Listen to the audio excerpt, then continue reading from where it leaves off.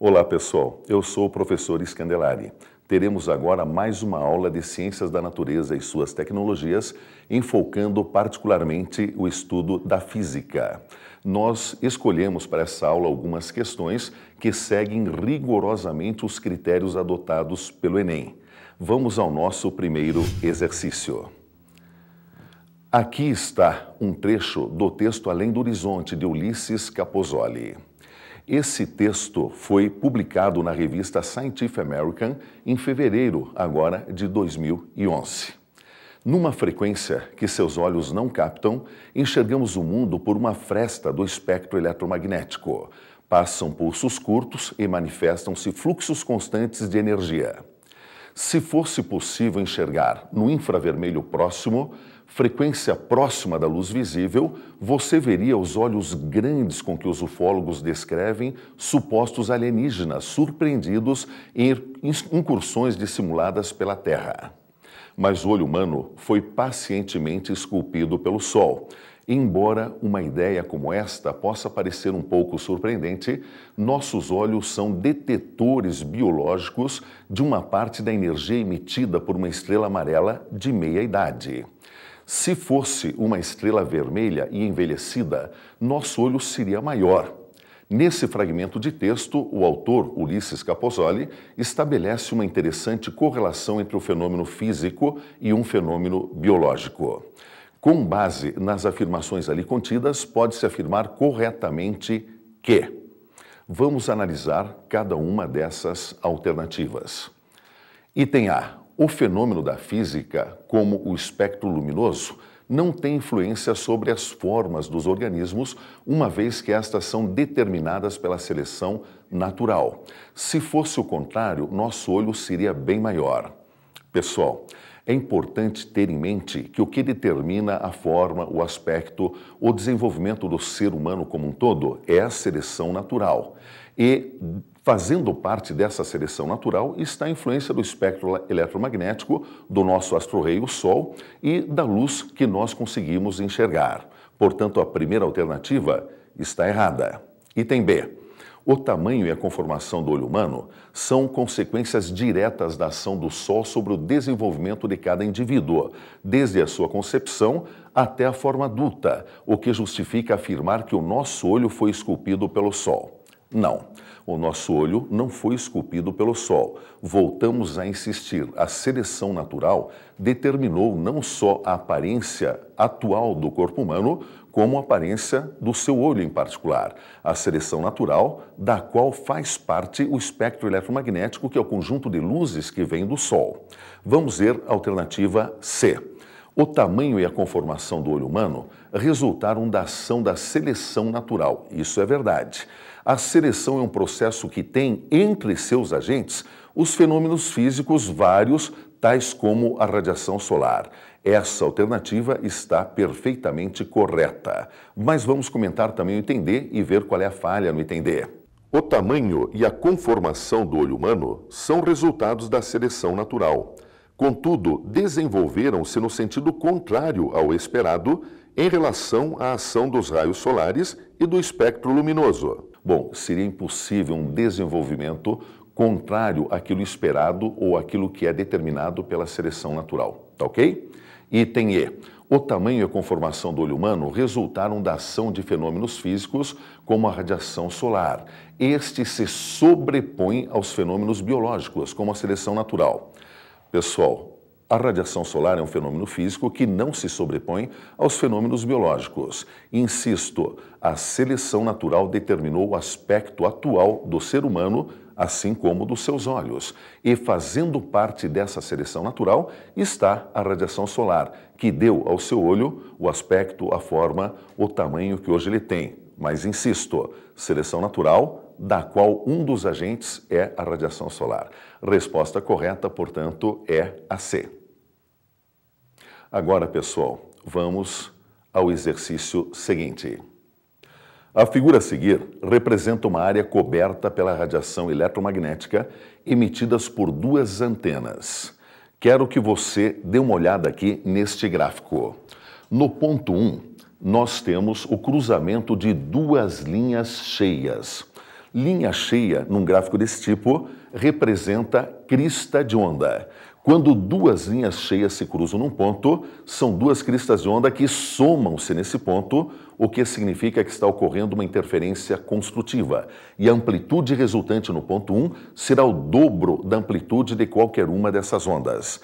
A mesma coisa acontece no ponto 2. Repare que no ponto 2 há o cruzamento de duas linhas tracejadas. Linha tracejada significa a vale da onda. Quando dois vales se encontram num ponto, eles estão em concordância de fase e somam-se, resultando num vale com amplitude que é o dobro de qualquer um dos vales iniciais. Isto também é uma interferência construtiva. Já no ponto 3, moçada, reparem que nós temos o cruzamento de uma linha cheia, que é uma crista, e uma linha pontilhada, que é um vale.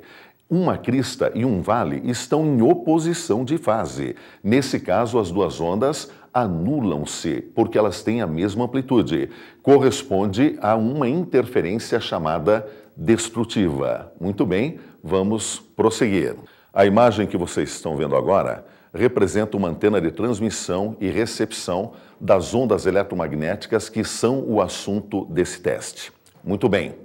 Considerando que a radiação eletromagnética é uma onda e que nessa questão essa onda está representada pelos semicírculos, cujas cristas são os traços cheios, como acabei de mostrar na tela, e os vales, os traços pontilhados, como eu comentei com você, assinale a alternativa correta. No ponto 1, a amplitude resultante é mínima. Você acabou de ver comigo que aqui no ponto 1 há o cruzamento de duas linhas cheias, como falou o teste, duas cristas de onda. Elas somam-se à interferência construtiva. Portanto, a amplitude resultante não é mínima, é máxima. É o dobro da amplitude de cada uma das ondas componentes. Item B. No ponto 2, a amplitude resultante é máxima. Vamos ver. Aqui na tela, no ponto 2, cruzamento de duas linhas pontilhadas, dois vales. Dois vales estão em concordância de fase, amplitude também será máxima. Será o dobro da amplitude de qualquer um desses vales, porque a interferência também é construtiva. Portanto, o item B está correto. Item C. No ponto 3, amplitude resultante é metade do que no ponto 1. Vamos ver na nossa tela. Perceba que no ponto 3 ocorre um cruzamento de linha cheia, que representa a crista, com linha pontilhada, que representa o vale. Portanto, a amplitude resultante é nula, porque tanto a crista quanto o vale têm amplitudes iguais. Elas se anulam. Vamos ao item D. No ponto 4, a amplitude resultante é nula. Bom, o que ocorre no ponto 4, nesta tela, é que ele está sobre uma crista apenas. Não é cruzamento de crista com vale ou vale com vale. Então, no ponto 4, a amplitude não pode ser nula. Ele está numa crista que tem uma determinada amplitude A. Essa alternativa também está incorreta. Vamos, então, à alternativa E. No ponto 2, a amplitude resultante é o dobro do que a do ponto 3. Vamos ver no diagrama que foi dado pela questão. No ponto 2, moçada, nós temos o cruzamento de duas linhas tracejadas. Duas linhas tracejadas significam dois vales. E quando dois vales se encontram em um determinado ponto do meio, a interferência é construtiva, a concordância de fase, e eles somam-se. Portanto, no ponto 2, realmente a amplitude resultante é o dobro da amplitude de qualquer uma das duas ondas que se encontraram aí. No entanto, como a interferência no ponto 3 é destrutiva, com amplitude nula, a resposta está incorreta. A alternativa correta é a B. Muito bem, moçada, vamos à próxima questão. Na geração da voz humana, a garganta e a cavidade oral agem como um tubo, com uma extremidade aproximadamente fechada na base da laringe, onde estão as cordas vocais, e uma extremidade aberta na boca. Nessas condições, os sons são emitidos com maior intensidade nas frequências e comprimentos de ondas para as quais há um nó na extremidade fechada e um ventre na extremidade aberta, como ilustra a figura. Muito bem, nesta figura que está na sua tela também, você percebe que um tubo fechado é aberto em uma extremidade e fechado na outra. Na extremidade aberta existe sempre um ventre da onda. Na extremidade fechada existe sempre um nó da onda. Então a sua cavidade oral assemelha-se a um tubo fechado e pode ser representada esquematicamente como essa gravura que aí está. As frequências geradas são chamadas de harmônicos ou modos normais de vibração. Em um adulto, este tubo do trato vocal tem aproximadamente 17 centímetros. A voz normal de um adulto ocorre em frequências situadas aproximadamente entre o primeiro e o terceiro harmônicos. Muito bem, considerando que a velocidade do som no ar é de 340 metros por segundo, os valores dos harmônicos da voz normal de um adulto serão iguais a quanto? Vamos aos nossos cálculos. Aqui na tela, nós temos que o comprimento do tubo dado é 17 centímetros. A velocidade do som, 340 metros por segundo. Para o cálculo do primeiro harmônico, precisamos lembrar que o comprimento de onda, lambda1, do primeiro harmônico em um tubo fechado é o quádruplo do comprimento do tubo, como aparece na tela. Lambda1 é igual a 4L.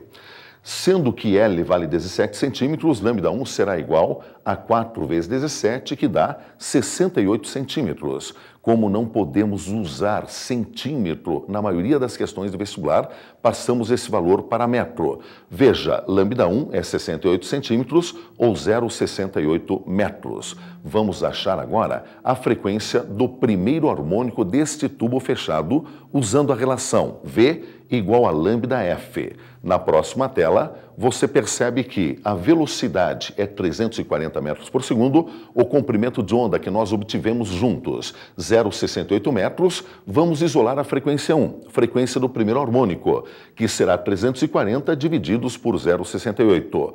O resultado é 500 Hz. Conclusão. A frequência do primeiro harmônico desse tubo fechado, que é a tua cavidade oral, corresponde a 500 Hz. Lembre, extremamente importante, tubo fechado não tem harmônico par. Ele tem o primeiro, o terceiro, o quinto, o sétimo e assim por diante. Portanto, se a frequência do primeiro harmônico é 500 Hz, o próximo harmônico é o terceiro, e a frequência do terceiro é o triplo da frequência do primeiro, ou seja, 3 vezes 500 Hz, que dá 1.500 Hz. Da mesma forma, o próximo harmônico após o terceiro é o quinto, uma vez que tubo fechado não tem harmônicos pares. E a frequência do quinto harmônico é 5 vezes a frequência do primeiro, 5 vezes 500, 2.500 Hz. Portanto, as frequências dos harmônicos pedidos nessa questão são 500, 1.500 e 2.500 Hz. Isso está na alternativa E desta questão. Marque lá a alternativa E. Muito bem. Muito bem, pessoal. Mais uma questão. No dia 11 de março de 2011, um forte terremoto ocorrido próximo à costa nordeste do Japão gerou um tsunami de aproximadamente 10 metros de altura, que varreu a costa do país e provocou uma grande destruição. Em alto mar, como o tsunami apresenta grande velocidade e grande comprimento de onda, sua amplitude pode não passar de 1 metro e ele pode nem ser percebido pelas embarcações que são atingidas por ele. À medida que o tsunami se aproxima da costa, as águas se tornam rasas, a onda é comprimida, sua velocidade e seu comprimento de onda diminuem drasticamente e sua amplitude pode crescer significativamente, podendo provocar efeitos catastróficos. Vamos ver o que eu acabei de comentar com você numa imagem aqui em nossa tela. Eu quero que você perceba que nessa posição estamos distantes da costa. Portanto, a amplitude das ondas é pequena, o comprimento de onda é grande e a velocidade dessas ondas também é grande. À medida que o tsunami aproxima-se da costa, perceba que a amplitude das ondas vai aumentando fantasticamente. Por outro lado, a velocidade e o comprimento de onda diminuem, embora a amplitude seja de vários metros de altura. Considere que, em alto mar, um tsunami com comprimento de onda 200 km e velocidade de propagação 800 km por hora, que não é pouca coisa, tenha passado por uma embarcação, fazendo-a oscilar verticalmente.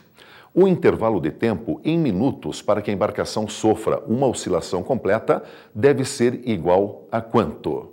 Muito bem, moçada, vamos passar aos nossos cálculos. Eu só quero que você perceba antes que intervalo de tempo para uma oscilação completa chama-se período. Veja na sua tela. O comprimento de onda dado é 200 quilômetros. A velocidade do tsunami em alto mar é 800 km por hora. E nós queremos o tempo para que a onda faça um sobe e desce, um vai e vem, uma oscilação completa. Esse tempo é o período. Nós retiramos o período da equação fundamental da ondulatória, que é V igual a lambda F, onde V é a velocidade da onda, lambda é o comprimento de onda, F é a frequência. Substituindo a frequência pelo inverso do período, obtemos uma relação para o período isoladamente. Período vai ser igual ao comprimento de onda dividido pela velocidade. Nesse caso, substituindo período 200 km, que é o comprimento de onda, 800 km por hora, que é a velocidade, nós chegamos, simplificando, ao período de 1/4 de hora. Mas 1/4 de hora, você sabe, corresponde a 15 minutos. Portanto, a nossa alternativa correta é a C, 15 minutos. Resolvida a questão. Muito bem. Com relação à questão anterior, o gráfico mostra como varia a amplitude de um tsunami em função da profundidade das águas do mar.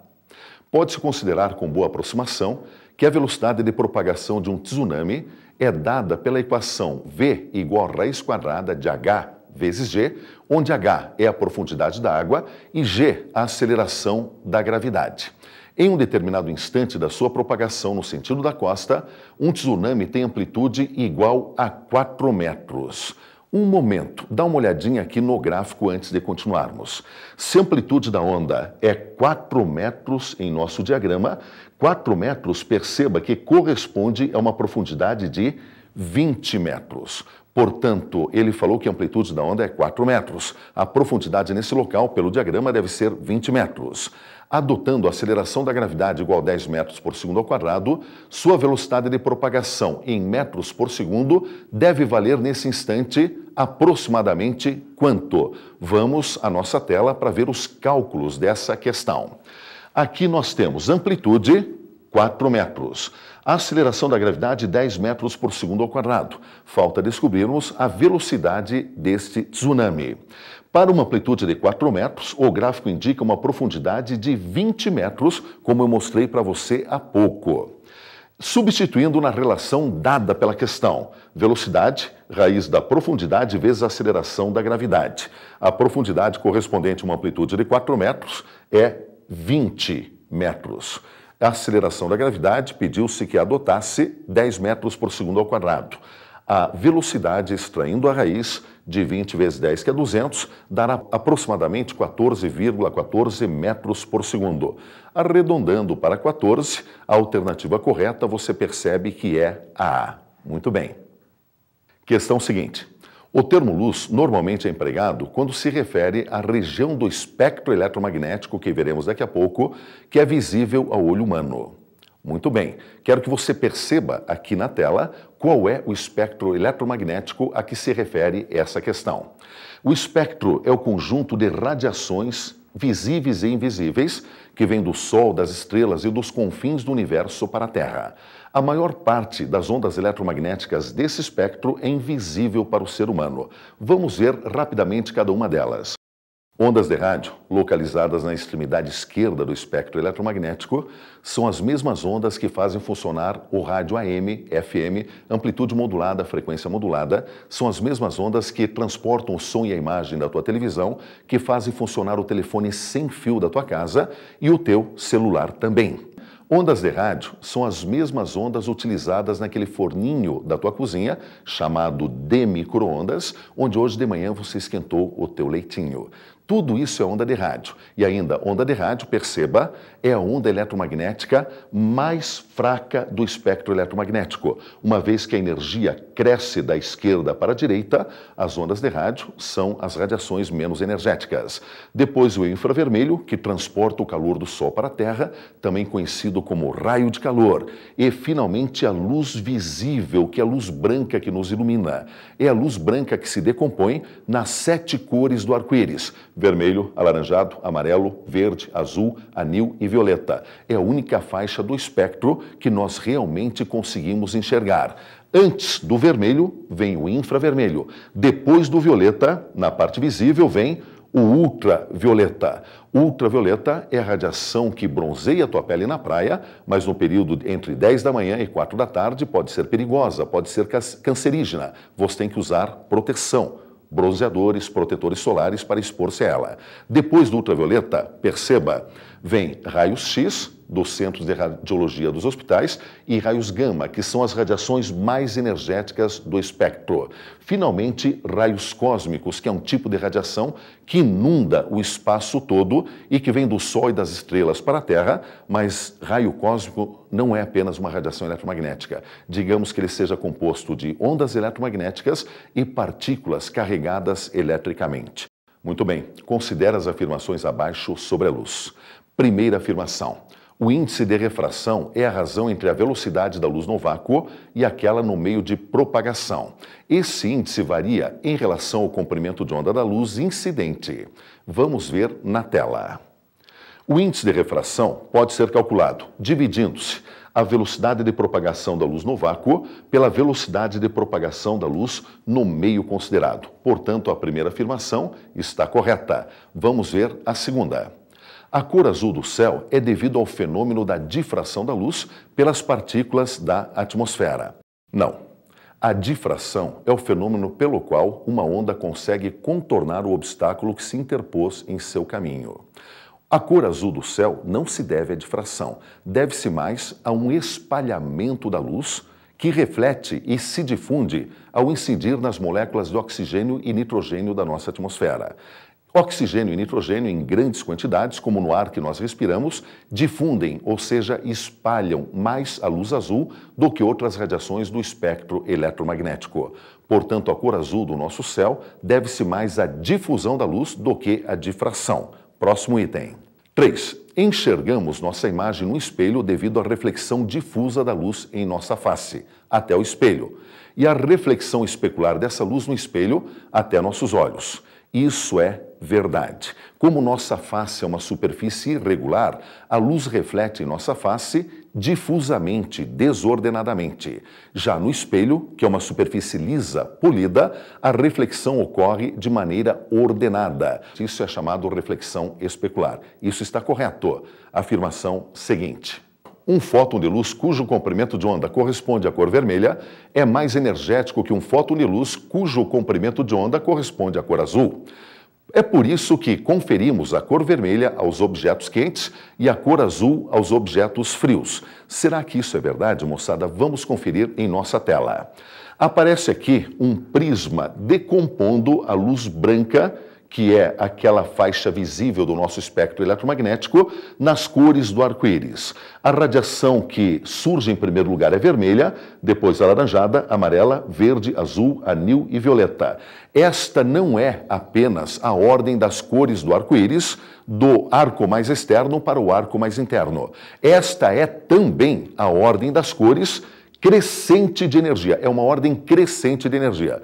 Portanto, a radiação mais energética de todas não é a vermelha, é a radiação violeta. O azul é mais energético que o vermelho. Embora a alternativa tenha dito que o vermelho é uma cor quente, o azul uma cor fria, perceba que nessa ordem, no espectro, que é chamado também de solar ou espectro visível, nessa ordem o azul é mais energético que a luz vermelha. Portanto, essa alternativa não é verdadeira. Qual será a alternativa correspondente às afirmativas corretas? Você verificou comigo que são duas as corretas, a primeira e a terceira. Portanto, a alternativa correta é a D. Muito bem, moçada. Espero que vocês tenham tirado o melhor proveito possível dessa aula sobre ciências da natureza e suas tecnologias, com enfoque especial em física. Até a próxima.